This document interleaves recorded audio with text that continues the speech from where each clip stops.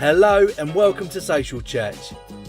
We're really excited to be recording another Q&A with a good friend of ours today, Flip Michaels, the author of 5 Half-Truths.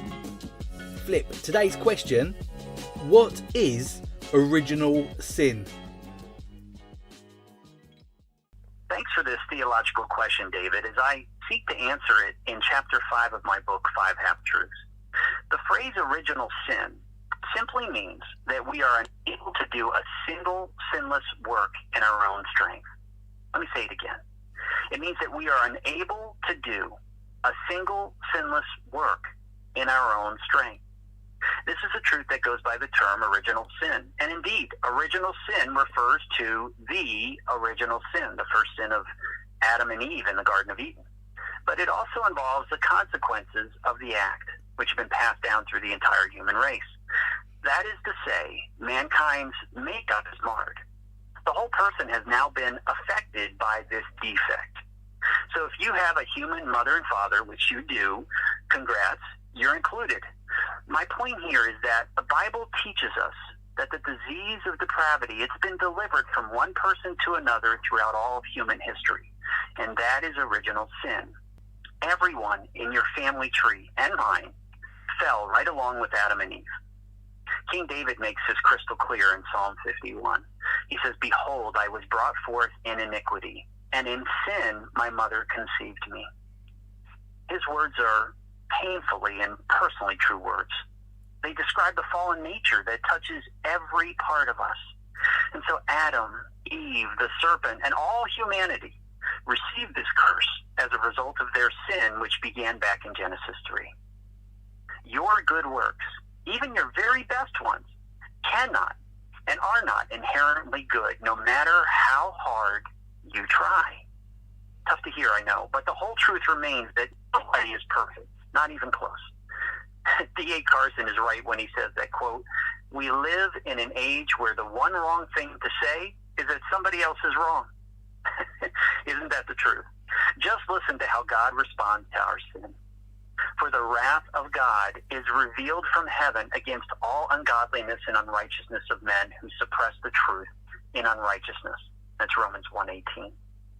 What is our unrighteousness? Our lawlessness, our sin. Well, the Apostle Paul lists them for us in the same letter of Romans in chapter 3. He says we are unrighteous. Quote, "There is none righteous, not even one. There is no one who understands, no one who seeks God. All have turned aside, and together they have become useless. There is no one who does good. There is not even one." And he says we're unreliable. Quote, "Their throat is an open grave. With their tongues they keep deceiving, the poison of vipers." He says we're unsettling. Quote, "Whose mouth is full of cursing and bitterness." And we're unscrupulous. Quote, "Their feet are swift to shed blood. Destruction and misery are in their path, and the path of peace they have not known." We're unafraid. It says there is no fear of God before their eyes. The bottom line, as a result of original sin, and literally left to ourselves, we're a moral mess. We're unable to overcome this fall except by a supernatural work of the Holy Spirit, in which he opens our eyes to the glorious gospel of Jesus Christ. It is the gospel, and only the gospel, that redeems us from our fallen state. Paul writes, "If you confess with your mouth Jesus is Lord, and believe in your heart that God raised him from the dead, you will be saved." Romans 10:9. So don't miss this. The gospel has the power to save sinners from the fallen state that first began in the Garden of Eden with original sin.